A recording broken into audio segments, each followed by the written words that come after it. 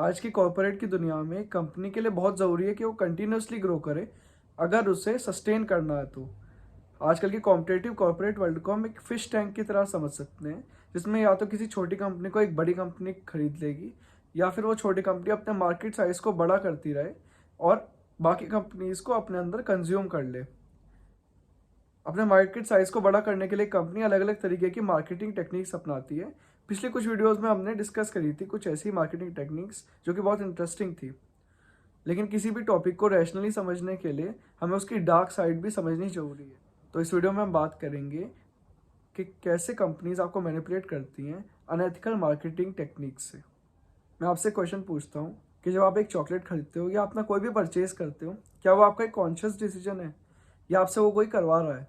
अगर आंसर हाँ है, तो आपको एक डेटा के पावर के बारे में नहीं पता। अगर आप डेटा के इन्फ्लुएंस को समझोगे तो शायद आपको समझ में आएगा कि गेम बिल्कुल अपोजिट है। एक एग्जांपल से समझते हैं कि डी मार्ट और इजी डे जैसे ग्रोसरी शॉप्स की चेन्स में आपको मेंबरशिप कार्ड बनवाना होता है। तो परचेज पैटर्न के चेंजेस से वो ग्रोसरी शॉप्स बता सकती हैं कि एक वुमेन प्रेग्नेंट है या नहीं, इससे पहले कि उस वुमेन को खुद पता चले।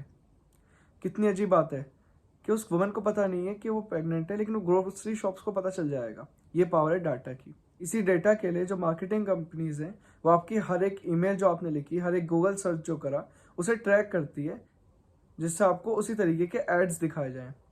इससे आपको लगेगा कि इसमें प्रॉब्लम क्या है, ये तो मेरे एक सबसे अच्छे दोस्त की तरह हो गया जो मुझसे भी ज़्यादा चाहता है, तो वो मुझे सबसे अच्छा प्रोडक्ट रिकमेंड कर रहा है जो मेरे लिए सबसे बढ़िया है।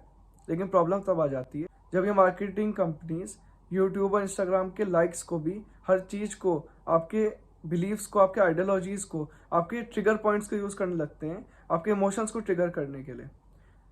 प्रॉब्लम और बढ़ जाती है जब किसी ऐसी कंपनी का प्रोडक्ट जो कि आपके लिए हार्मफुल है, आपकी हेल्थ के लिए हार्मफुल है, और मार्केटिंग कंपनीज अनएथिकल तरीके से वो प्रोडक्ट आपको बेचती हैं।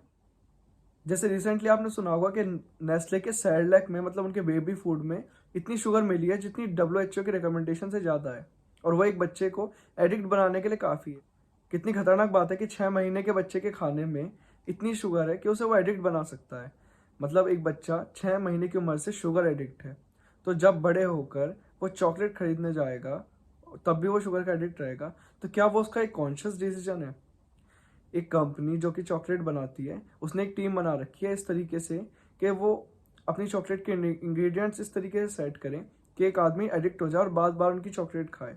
इस तरीके से एडवर्टाइजमेंट, बैनर्स और टारगेट ऑडियंस को इस तरीके से डिजिटल मार्केटिंग करें कि वो आदमी को बार बार उसी के ऐड दिखें जब भी उसे क्रेविंग हो, बिल्कुल उसी पर्टिकुलर टाइम पे। और उसके रैपर इस तरीके से बनाए जाएं कि दूर से ही उसकी आंखें उस रैपर की तरफ जाएं। तो क्या वो एक कॉन्शियस डिसीजन है उस आदमी का, या उसे फंसाया जा रहा है 6 महीने की उम्र से?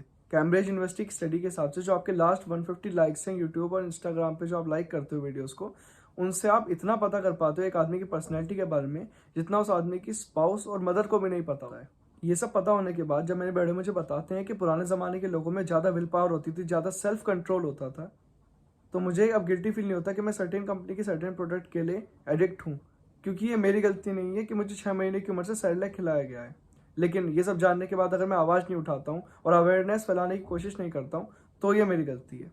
तो आप भी अवेयरनेस फैलाएं, अपनी स्टोरी पे चाहे 2 लाइन लिखें,